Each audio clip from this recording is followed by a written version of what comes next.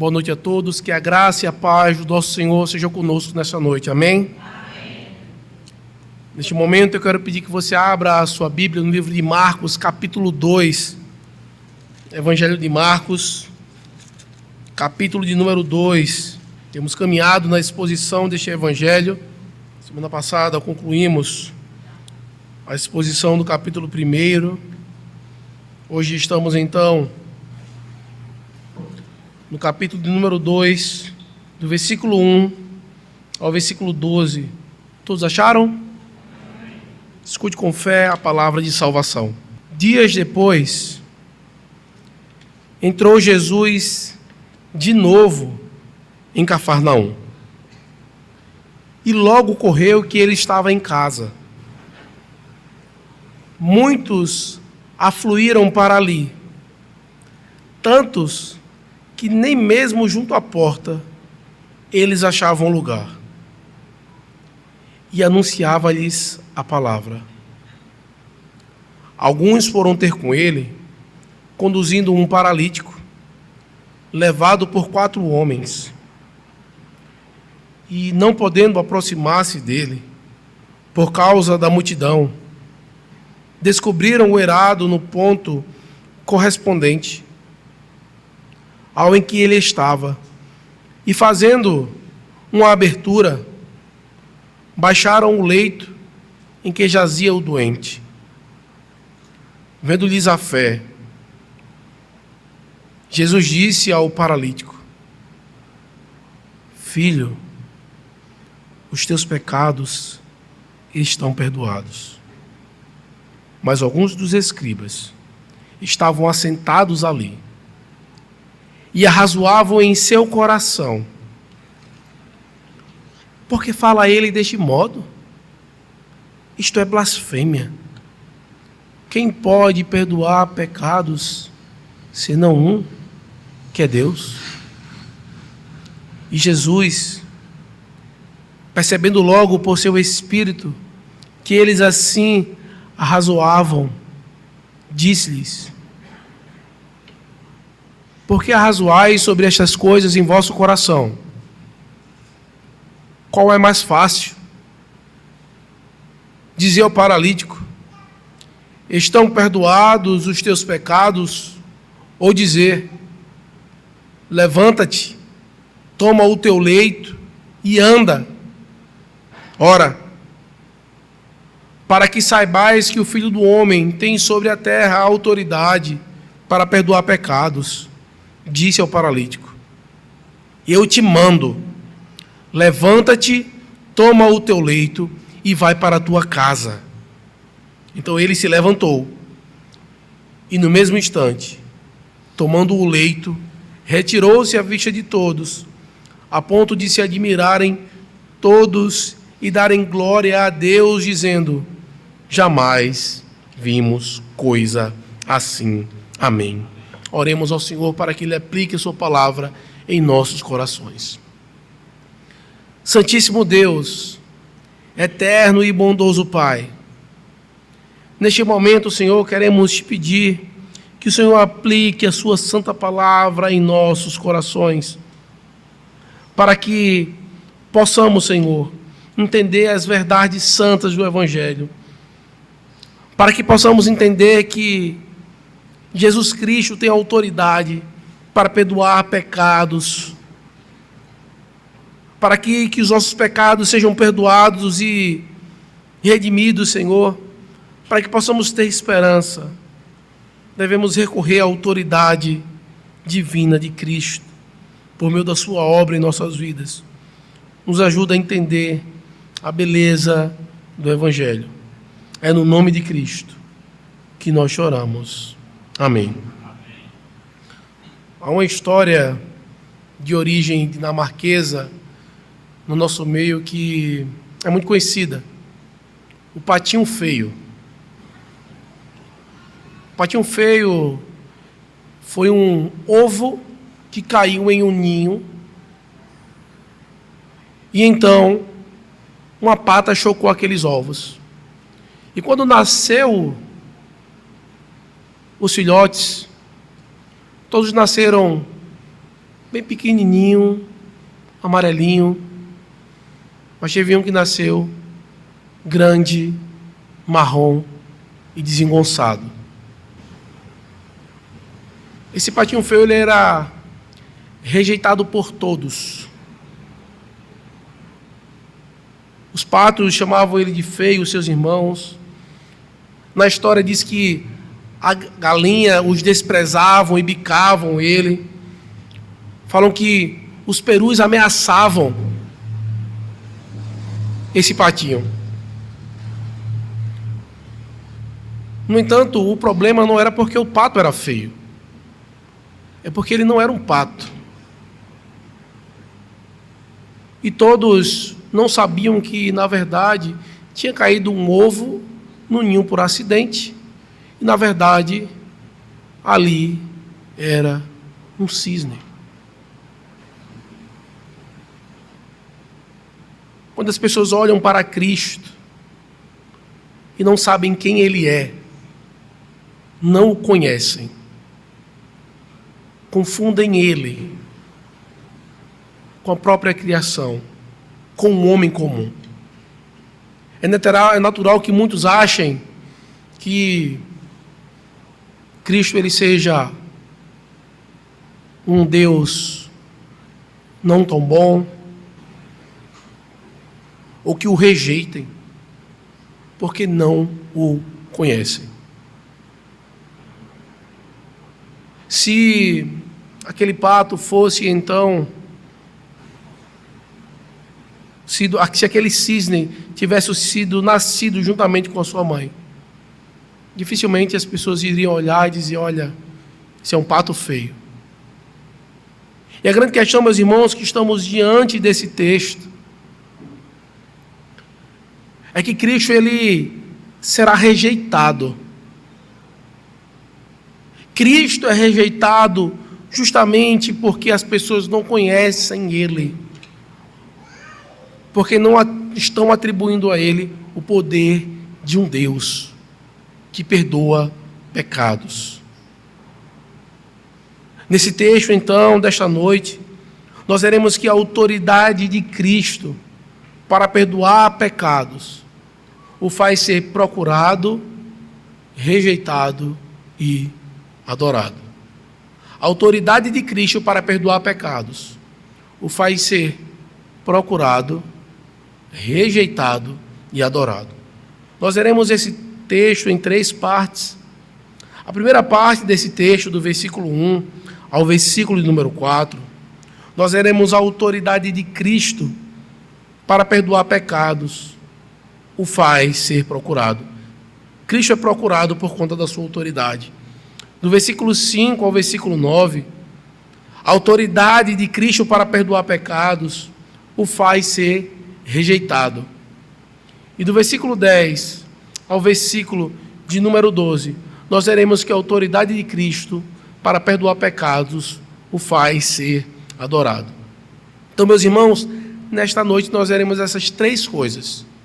Primeiro, a autoridade de Cristo o faz ser procurado, rejeitado e adorado.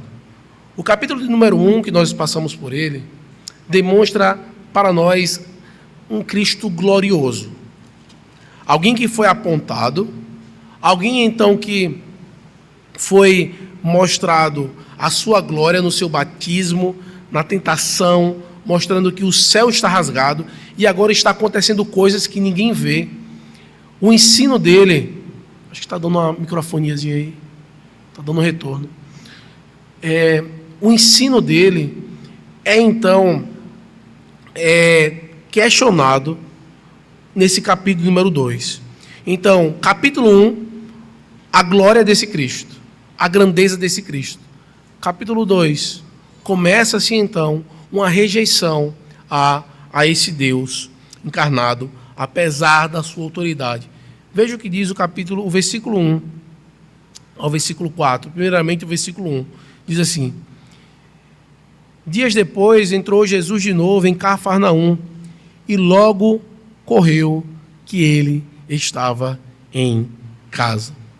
Então, depois de pregar na Galiléia, Depois então de que Cristo ele saiu ali de Cafarnaum, ele foi para Galiléia, pregou naquela região, ele volta de novo para Cafarnaum, para casa. E assim que ele chega em casa, fala que assim que ele entrou em Cafarnaum, a notícia que ele estava em casa começou a correr. Então a realidade desse ministério de Cristo, e nós vamos estar vendo isso, é que aonde ele ia, por onde ele passava, as pessoas estavam procurando ele, estavam querendo saber esses ensinos, essas verdades que ele ensinou, não como os escribas e fariseus, mas um ensinamento com autoridade. É o que então foi mostrado quando ele estava pregando então na sinagoga, em que disseram, olha, versículo 27 do capítulo 1 diz assim: todos se admiraram a ponto de perguntar entre si, que vem a ser isto? Uma nova doutrina, com autoridade ele ordena aos espíritos imundos e ele lhes obedece. Eles estavam vendo que era uma pregação com autoridade. E Cristo então chegou em Cafarnaum e todos já sabiam que ele estava lá novamente. Todos sabiam então que Cristo estava ali. E aí, meus irmãos, isso há uma demonstração de que algo estava acontecendo com a mensagem e o ministério de Cristo. Estava sendo anunciado. Havia o anúncio do Evangelho de Cristo. E que se Cristo estava ali presente, as pessoas iriam lá para ouvir o Salvador, para vê-lo, para então ser abençoado por ele. Eu quero que você entenda a importância disso. De você anunciar onde o seu Senhor está, onde Cristo se faz presente. Para que as pessoas vejam essas maravilhas e busquem, então, estar e conhecer esse Senhor. Dominicalmente, nós saímos das nossas casas para vir para esse lugar porque o Senhor está aqui, porque Ele se faz presente. Cremos nisso? Sim. Cremos nisso. O que é que se faz necessário diante dessa verdade? Que essa notícia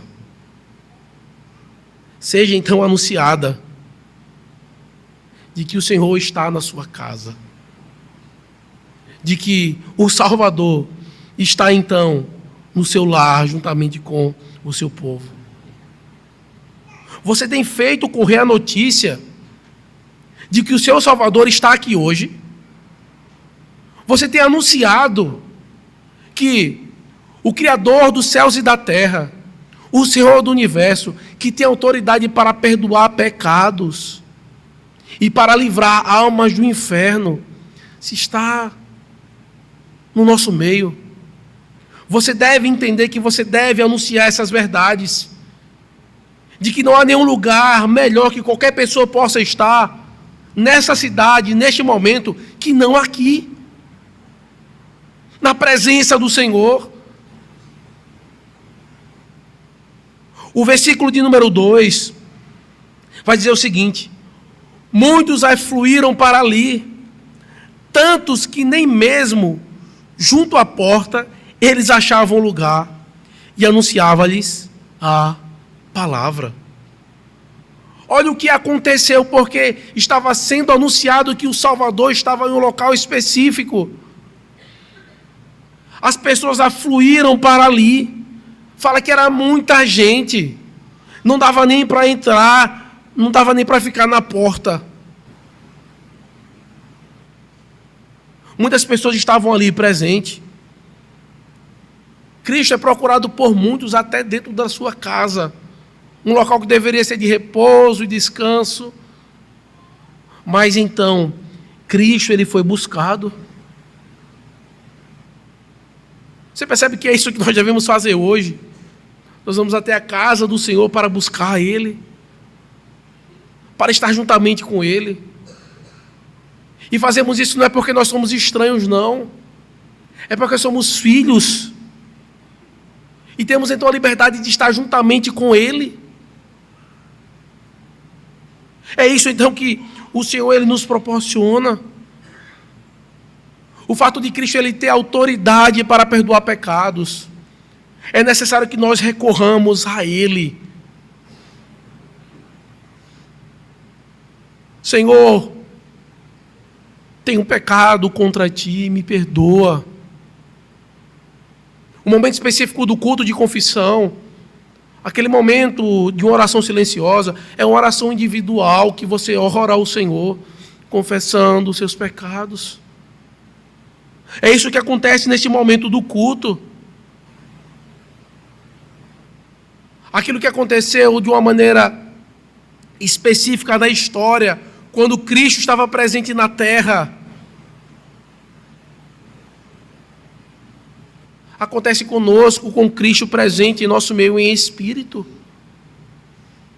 Se eu tivesse naquele tempo, você hoje pode experimentar aquilo que as pessoas experimentaram naquele tempo, a presença de Cristo em nosso meio. Por isso, creia, meu irmão, que quando você ora no culto solene, os seus pecados são perdoados. Você é purificado porque Cristo, então, morreu na cruz e o sangue dele é suficiente. Porque isso é real. E nesse momento, então, em que as pessoas estavam lá,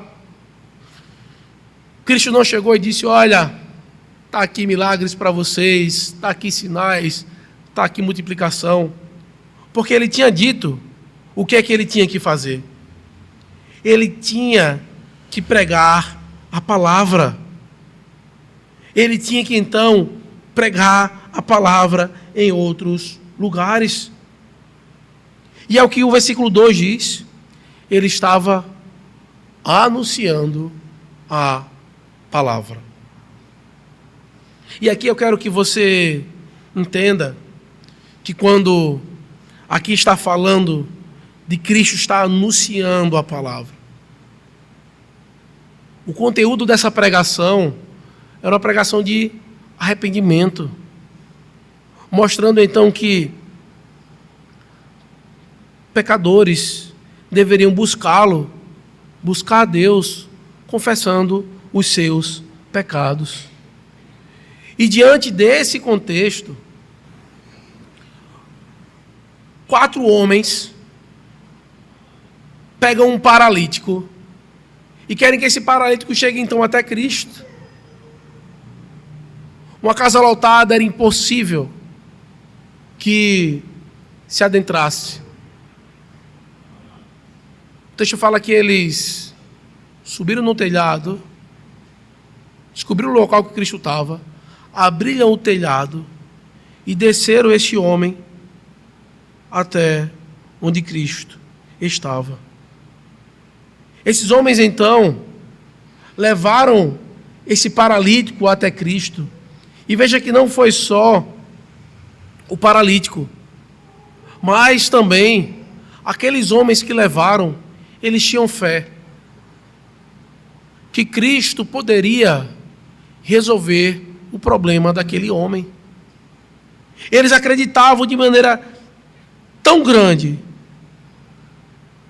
que eles carregaram um homem em uma distância grande, subiram no telhado de uma casa, abriram o telhado e desceram alguém para estar presente na presença de Cristo. Era uma coisa impressionante. Para onde Cristo ia, pessoas estavam indo atrás. Aonde Cristo ia, pessoas estavam indo atrás, seguindo esse Senhor. A multidão sempre o encurralava, sempre o perseguia. As pessoas se esforçavam de tal maneira para estar na presença de Cristo. E é isso, meus irmãos, que nós devemos fazer. É isso que nós devemos fazer constantemente. É necessário que haja um esforço, uma dedicação nossa para estarmos na presença do Senhor. Estarmos na presença de Deus. Esses paralíticos aqui, eles buscaram até Cristo porque eles criam no poder de Cristo para perdoar pecados.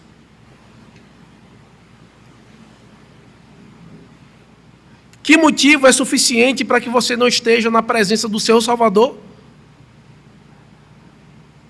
Que tipo de doença faz com que você não venha à casa de Deus? Você percebe que muitas vezes temos uma gripe, uma dor de cabeça, ou qualquer cansaço ou desconforto, dizemos, eu não vou porque eu não vou estar bem lá, eu não vou ter toda a minha atenção, ou seja lá qual seja a desculpa.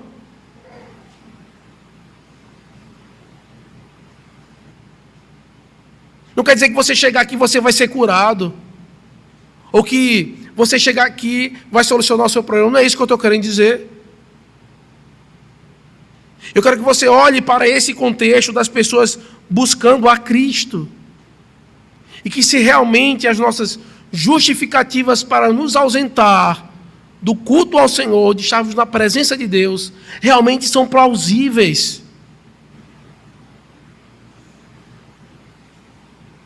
Se fosse para outra coisa, eu iria. Se fosse para uma festa de aniversário de um parente meu, eu iria. Dentre outras coisas. E porque eu não vou para a casa do Senhor? Estar então na presença desse Deus que perdoa os meus pecados. Você consegue perceber que esse local traz cura? Uma cura espiritual, uma cura para a alma, um alimento então para as nossas vidas. E que temos que trazer a nossa alma muitas vezes doente, machucada, que muitas vezes tem lutado com vários problemas e lutas para ser alimentada e cada vez mais fortalecida em Cristo. Muitas vezes viemos para cá e mal vemos a hora de ir embora para casa. Será que o sermão hoje vai ser longo? Já deu tantos minutos, ainda está nessa primeira parte, ainda falta 10, 15 versículos. Ou almejamos estar aqui na presença desse Deus? Chegamos nos arrastando e não vemos a hora de ir embora feliz, correndo?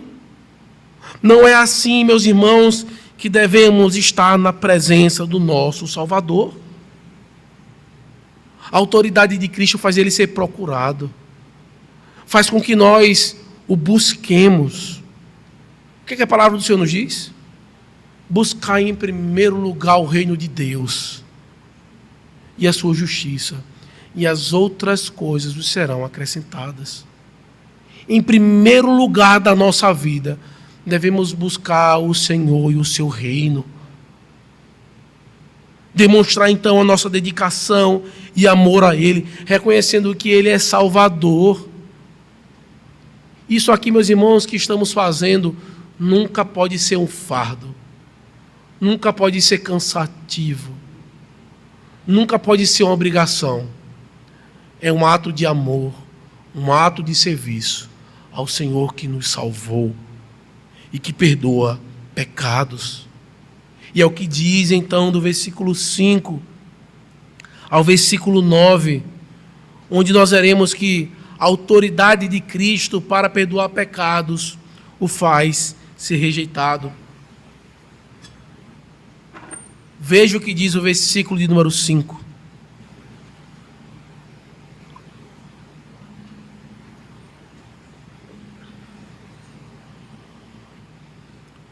Vendo-lhes a fé, Jesus disse ao paralítico: Filho, os teus pecados estão perdoados. Cristo olhou para a atitude daquele homem, viu tudo o que ele fez, mas o texto diz o quê? Vendo-lhes a fé. Como é que ele demonstrou a fé? O texto de Tiago, ele vai trazer uma explicação para nós. Que a fé sem obras é morta. Nós demonstramos a nossa fé por meio das nossas obras. Porque como é que eu digo que eu creio em Deus? Ele é meu Salvador. e eu não quero estar na presença dele? Como é que eu digo que eu amo o meu Senhor, que me salvou, e estar na presença dele é um fardo? Como então um desconforto, um cansaço, uma gripezinha, uma dor de cabeça, um resfriado é um impedimento para eu estar na presença do Senhor? O Senhor olha e diz: por isso você não veio? Foi por isso mesmo que você não veio me adorar? Foi por isso mesmo que você não estava na minha presença? Você deixou de me adorar para estar nesse local? Para estar nesse ambiente? Por causa dessas coisas? Por isso, a nossa fé é demonstrada por aquilo que nós fazemos. Porque nós fazemos as coisas a partir daquilo que nós acreditamos. Por isso que o nosso catecismo vai perguntar: qual é a nossa regra de fé e prática? O que é que eu acredito e o que eu faço? É o quê? As Escrituras do Velho e do Novo Testamento são a nossa regra de fé e de prática. Não pode ser a minha regra de fé as Escrituras e a de prática o meu coração. A minha regra de fé as Escrituras e a minha prática é a minha experiência. A minha regra de fé as Escrituras e na minha prática é o que eu prefiro, o que eu acho melhor. Não. As duas coisas devem estar ligadas. Aquilo que eu creio e o que eu faço. É demonstrada, então, a nossa fé. O Senhor olhou para a fé daquele homem e disse: filho, os teus pecados estão perdoados. Naquele momento, então, Cristo pregando sobre arrependimento, anunciando o Evangelho. Chega então um grupo que vai ser muito presente, preste atenção, os escribas. Nós já vimos que houve uma comparação deles, o tipo de pregação dele com a pregação de Cristo. Nós lemos o versículo 27. Senhor, olha, ele prega com autoridade, ele não prega como os escribas. Aqui então, nesse texto do capítulo 2, vai nos mostrar agora que esses escribas também estavam acompanhando Cristo. Eles estavam indo para onde Cristo estava. Estavam presentes ali onde Cristo fazia milagres, onde Cristo pregava o Evangelho. Possíveis conhecedores das Escrituras, porque qual era a obrigação deles? Eles pegavam a Bíblia e escreviam. Naquele tempo não tinha Xerox, não tinha nuvem, não tinha PDF. Eles tinham que escrever as Escrituras para que elas fossem preservadas. Se eles errassem um pontinho, eles tinham que pegar a folha, o papiro, né? A folha de papiro, e jogava fora e começava de novo a escrever. Eram pessoas que a função deles era escrever as Escrituras, e eles tinham um certo conhecimento. Não eram pessoas indoutas ou pessoas ignorantes quanto às verdades das Escrituras. A Bíblia fala que eles estavam assentados ali e eles estavam razoando no seu coração. E eles estavam dizendo assim: por que ele está falando desse modo? Isso que ele está falando é blasfêmia. Ele está blasfemando.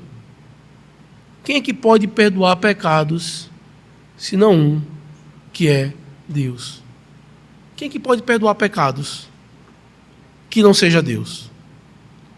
Eles então não reconhecem a autoridade de Cristo. Ele falou: quem esse homem pensa que é para chegar e dizer que está perdoando pecados? É somente Deus que pode perdoar pecados. No entanto, nós já vimos no capítulo 1 que todos aqueles que estavam ali e tudo que Cristo já tinha feito até agora, tudo demonstrava: esse é o enviado de Deus. Desde João Batista, desde os sinais demonstrados por ele nas curas, no batismo, na tentação. Cristo, então, demonstra que Ele é o Deus e tem poder para perdoar pecados. Uma das doutrinas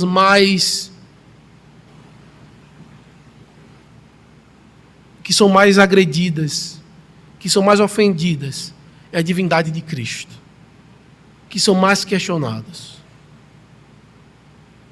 Muitos não creem no Jesus verdadeiro. Muitos olham aquela parte do nosso credo onde fala que ele nasceu da virgem, onde ele foi crucificado, morto, sepultado, desceu ao Hades. Muitos só creem uma coisa, que somente ele padeceu na mão de Pôncio Pilatos, porque está escrito na história, e que o resto é invenção. Mas Cristo então está demonstrando o seu poder.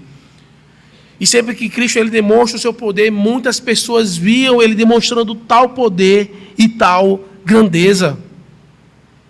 E aqui, meus irmãos, no versículo 8 e no versículo 9, diz assim: e Jesus, percebendo logo por seu espírito que eles assim arrazoavam, disse-lhes: por que arrazoais sobre estas coisas em vosso coração? Qual é mais fácil? Dizer ao paralítico: estão perdoados os teus pecados? Ou dizer: levanta, toma o teu leito e anda? Nesse momento, meus irmãos, isso aqui mostra novamente a divindade de Cristo. Aqueles escribas, eles não abriram o coração, eles não falaram do que o seu coração estava cheio, a boca deles estavam caladas. Mas Cristo, para mostrar o seu poder, mostrar então a sua divindade, sondando os corações dele, diz: por que você está razoando isso no seu coração? Porque você duvida ainda da divindade do Messias, do enviado de Deus? Porque você ainda não crê que eu tenho poder para perdoar pecados? Porque você, ouvindo e vendo tais maravilhas, não submete o seu coração para então me adorar? Cristo olhou para as obras e o coração daquele paralítico e viu fé, perdoou seus pecados. Cristo agora está olhando para o coração dos escribas e está vendo então um coração endurecido, um coração que não está disposto a submeter a sua santa palavra. Meu irmão, meu caro ouvinte nesta noite, se Cristo olhasse para você, para o seu coração, o que ele veria? Será que ele veria um coração cheio de fé e certeza e confiança na obra dele? Um coração esperançoso, desejoso de salvação, de uma alma feliz?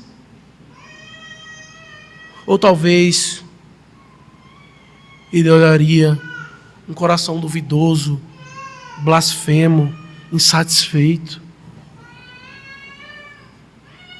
Você vê que é o mesmo Cristo, no mesmo local, mas dando a cada um a sua devida aplicação, a sua devida fala, o seu devido questionamento. Para você que crê que Cristo perdoa pecados, entenda, Ele está dizendo: filho, os teus pecados estão perdoados.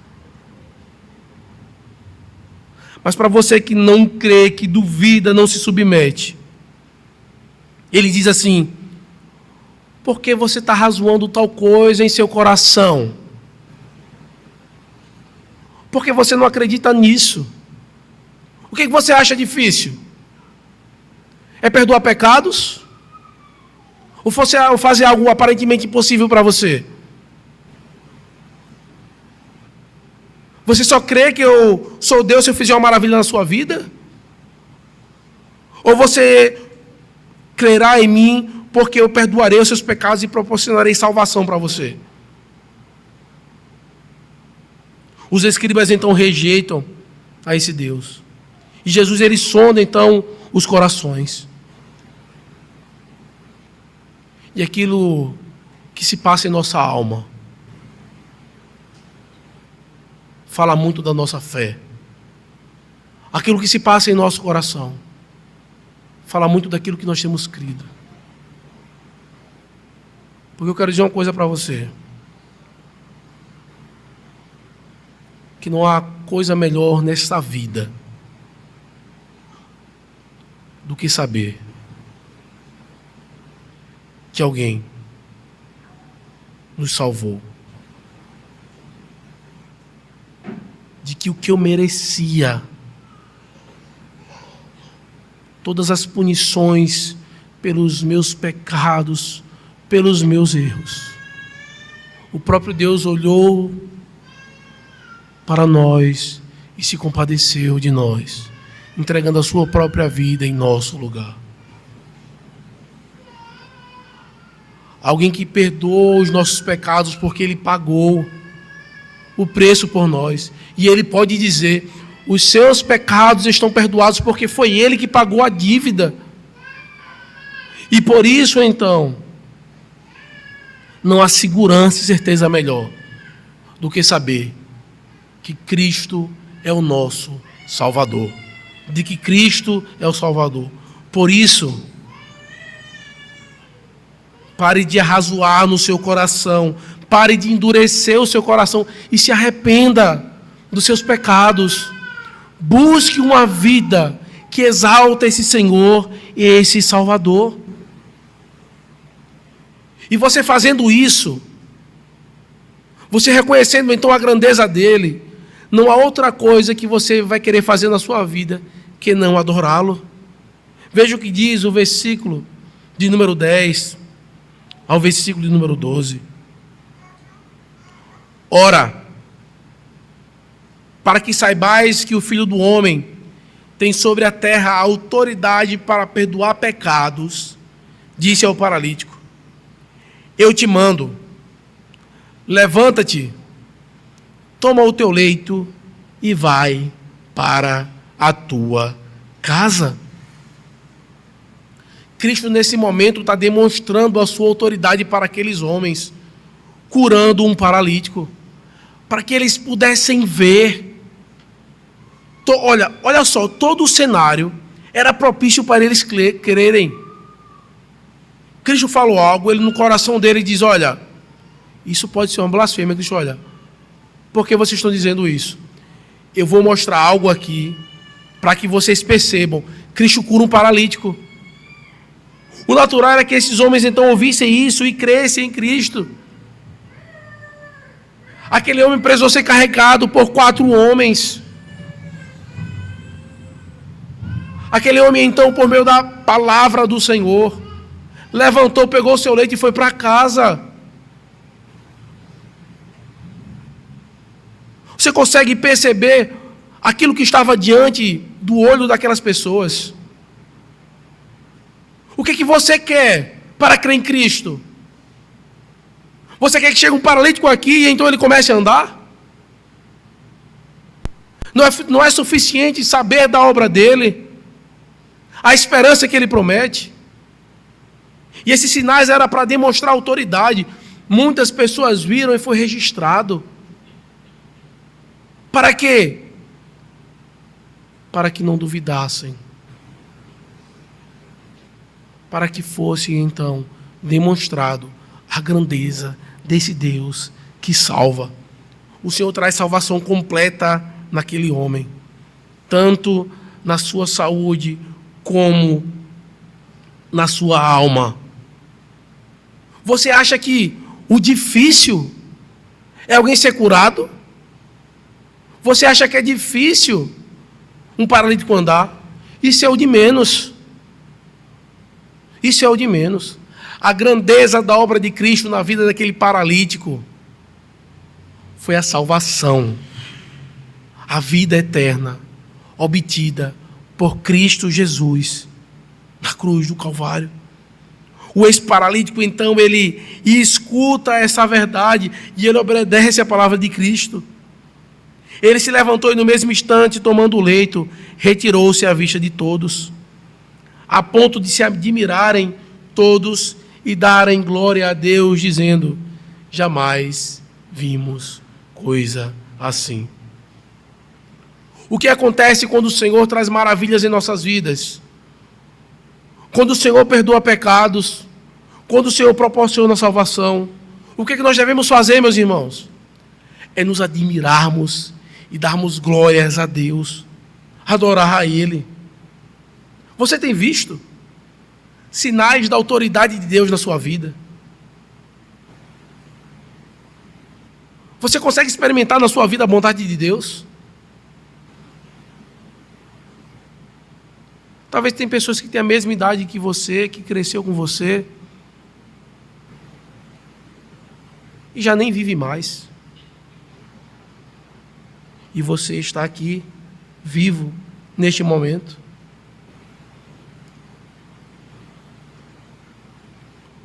O pão que não falta na sua mesa. A saúde que Deus tem te preservado.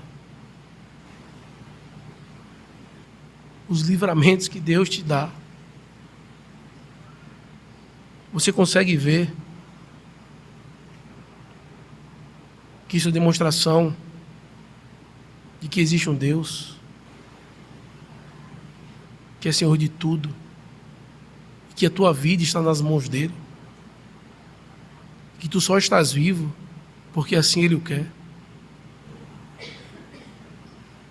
Você consegue perceber que nesta noite você recebeu algumas recomendações dadas pelo próprio Cristo, por intermédio de um pregador limitado e falho. Mas que Cristo então trouxe recomendações para você nesta noite, para que você se arrependa, para que você o adore, para que você o ame, para que você se volte a Ele, confessando os seus pecados e falhas, porque Ele é Deus e tem poder para perdoar pecados. E por isso, que você se admire em sua vida. E que você possa estar glorificando a Deus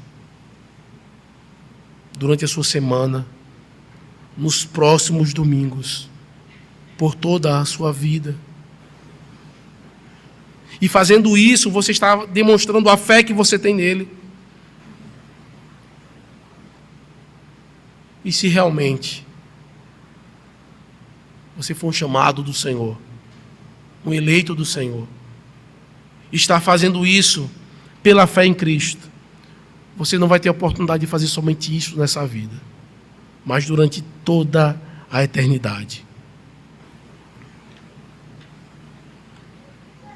Talvez para você, esse evangelho, viver como um cristão, pode ser um patinho feio. Você está rejeitando. Você não quer viver assim. Você não quer submeter assim. Eu quero que você entenda. O problema não é que isto é feio ou é difícil. É porque você não sabe o quanto isso é belo. Você não sabe a grandeza de Cristo. Você não sabe a beleza da salvação. E você está convidado a experimentar esse Cristo vitorioso, essa beleza do Evangelho. Um Cristo que não fugiu, um Cristo que venceu a morte, o Cristo que ressuscitou em nosso lugar. E hoje podemos ver a beleza do nosso Deus. E a beleza reside no seu amor para conosco, nos chamando de filhos. O Senhor nos chama para sermos filhos dele. E que possamos, então, ver a beleza do nosso Senhor e a sua grandeza. Amém? Que o Senhor aplique a sua palavra em nossos corações.